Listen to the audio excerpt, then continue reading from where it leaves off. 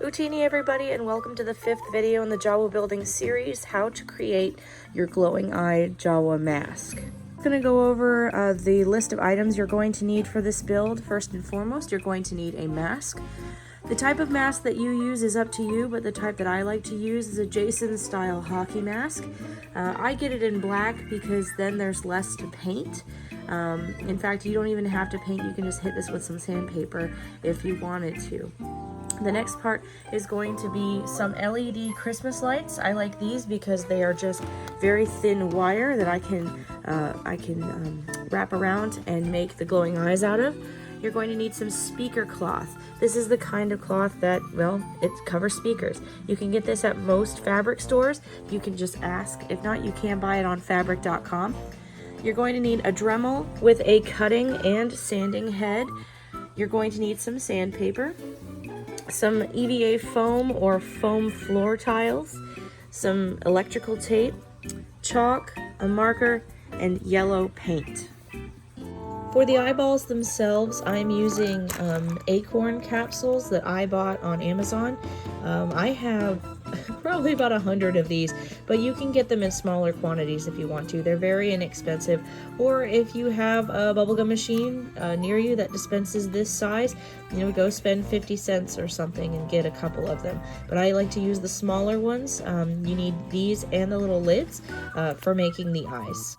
The first thing you're going to want to do is draw out where you're going to cut the mask. This will free up the mouth area and will make it easier for the wearer to breathe, and also it will help maintain a shape without this nose poking through the speaker cloth. So as you can see, I've drawn it up over the nose and down under the snap there, and that's where I'm going to cut my mask with the Dremel. Now I'm going to recommend cutting this outdoors because the flying bits of plastic from the Dremel can be messy. Also, please wear eye protection. Also wearing a long sleeve shirt would also be a good idea, and always use gloves when cutting with a Dremel. It's just going to be safer. Alright, now that the mask is cut, you can see that there are some quite sharp bits right here. So you're going to want to take your sandpaper. This is a coarse grit of 100, and you're going to want to sand off the larger pieces. The smaller pieces after the large grit sandpaper you can get with the sanding head of your Dremel, and then continuously go down to a finer grit as it goes along, and that way you won't have any of these sharp pieces next to your face. Now that it's cut and sanded, you can give it a quick feel, and if you feel anything that's sharp, you're going to want to hit it with the sandpaper again. This looks pretty good. I sanded the outside and the inside just to make sure that nothing sharp touches the wearer's face. After you sand it, go ahead and rinse it off in the sink and then set it aside to dry. Now that the mask is cut and laid aside to dry, we're going to start working on the eyeballs, or the gazer beams, as I like to call them. The first thing you're going to want to do is take your cups, take the lids off, and then sand on the inside. This way, when the lights come through the yellow paint that we're going to paint on the inside, it diffuses it more than just having lights on the inside of the cup, and I'll show you what I mean. So the first thing you're going to want to do is sand on the inside of this cup. You can use sandpaper, but I'm just using my battery-powered Dremel because it is a low speed and it's not going to cut through the cup.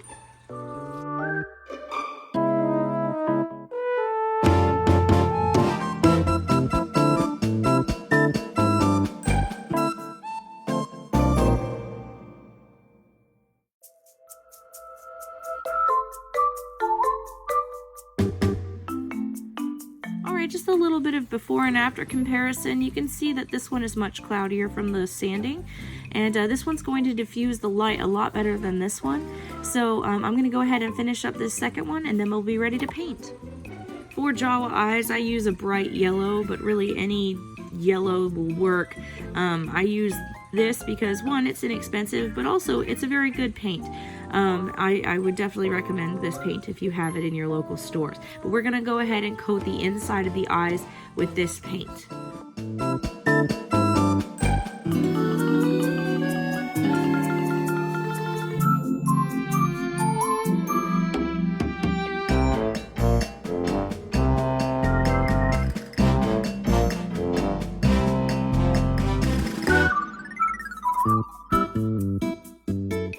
Alright, well that does it for coat number 1. We're going to go through here a few times, probably give it at least 3 coats, letting it dry in between each coat. That way we get a good buildup of that yellow. So now that we're literally waiting for paint to dry, we're going to cut out the speaker cloth that's going to cover your mask. Another thing is you are going to need a hot glue gun for this. Once again, I would recommend a high temperature hot glue gun. If you don't have one, it is fantastic and it will hold much better than a traditional low temp or multi-temp hot glue.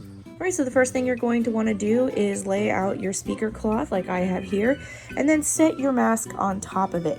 You're going to draw out a bell shape somewhat like this. What I'm going to end up doing is I'm going to take the mask off, fold this in half, and then cut it evenly so it's symmetrical on both sides.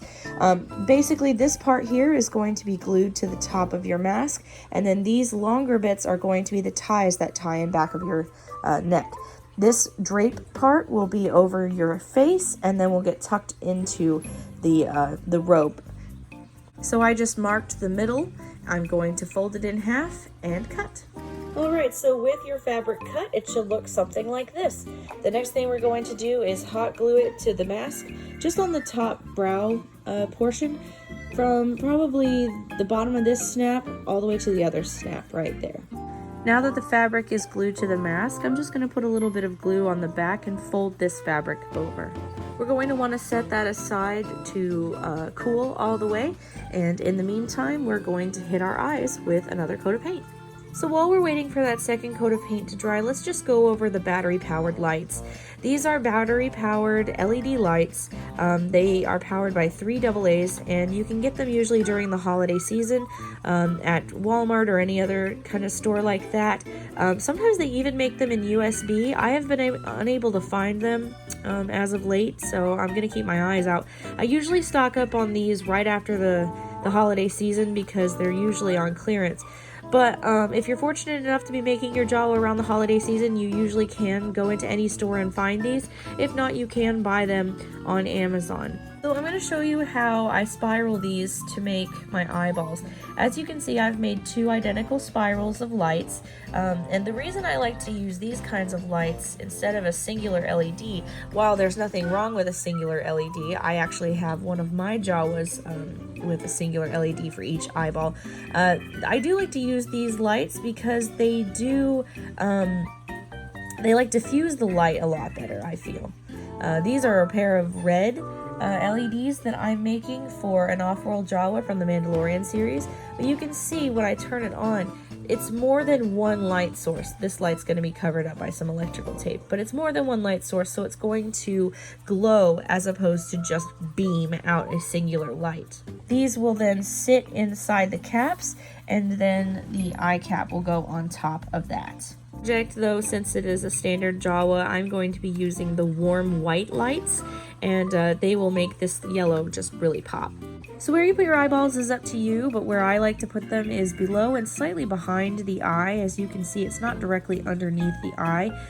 This gives your face a wider, more symmetrical look when it's inside the hood, and it makes the eyes look less human. So what I'm going to actually do is take this EVA foam, and I'm going to cut some rectangles out of it and build a platform that we're going to be putting our eyeballs on. Alright, with my X-Acto knife, I've cut out 4 little pieces and 2 large pieces that we're going to glue to the mask to make a platform for the eyeballs to sit on. Now remember, when gluing anything foam or plastic, you're going to want to score it. I've scored mine with my X-Acto knife, and I'm going to do the same to the mask to make sure that it has a better chance of gripping to the mask. With the hot glue, glue the pieces together to look something like this and give it plenty of time to dry. Also, as you can see, I have scored my mask quite a bit with the X-Acto knife, And so once the platforms are dry, we can go ahead and start assembling the mask. Alright, so the first platform is glued to the mask. What we're going to be ending up doing is we're going to be gluing this base as well as the cup to that platform, and that way it sits out at a straightforward angle instead of just gluing it to the mask, which tends to make it rock out, and then it looks like your eyeballs are looking in two different directions. So we're just going to let this cool and dry, and then we'll go on to the next one. Now that both sides are glued down, best to let it sit, get nice and cool, harden that glue. So take a break and come back to it. In the meantime, we're going to put the last coat of yellow paint on our eyeballs and then let it dry.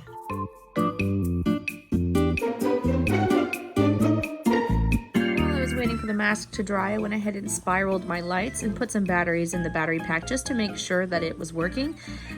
While it is unlikely, it has happened to me once before where I spiraled my lights and installed them, and then all of a sudden I realized that from the manufacturer the lights didn't work. So always best to put batteries in them before you install it, just to make sure that it's not broken. I trimmed up the foam a little bit with my scissors so that it has more of a rounded edge, so that when our speaker cloth is draped over, you don't see this hard edge that it did when it was a rectangle. As you can see, the glue is dry and cool, and this is a pretty sturdy piece of foam right here. So the next thing that we're going to do is we're going to glue these caps to the foam. Once you've installed the cups, the one thing I like to do is take an X-Acto knife and cut just a tiny slit in the cup itself, and then we're going to set the eyeballs in there and make sure the wire goes into that slit. Once you pop the cups on, you can see that they're pretty much held in place. The next thing we're going to do is put some electrical tape over top of these wires so that they're not hanging loose. For taping down any loose wires, I also like to tape around the cups. That way no excess light escapes from it, and just the light that comes out of these cups is able to be seen. Painting them yellow, as you can see, even though the sun is behind or out of the clouds right now, you can still tell that they're yellow and that they're illuminated. So it gives them kind of like a daytime look as well as when it's dark.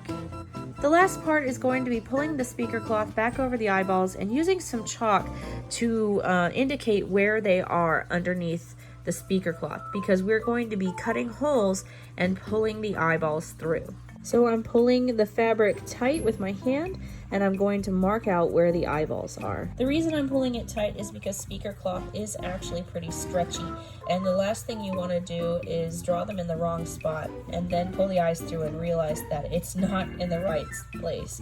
So pull it taut, mark out your eyes, and then cut the eyes actually a little bit smaller than the cups themselves, because this fabric is going to stretch and you don't want it to be too big and show all your tape. Once you pull the eyes through, cut any excess fabric that might be around it and round out your holes. And now you have a completed Jawa mask. One other thing that you can do if you'd like is you can put a strip of Velcro on the battery pack, and then the other strip of Velcro on the elastic, and you can attach this to the top of the head. I've also seen people do it down a little bit lower so that it's in the back of the head. It's just all about weight distribution. It's up to you which way you want to do it. Well, thank you guys so much for joining me in this 5th edition of this Jawa tutorial. Stay tuned for the next video, which will be how to create your Jawa boots.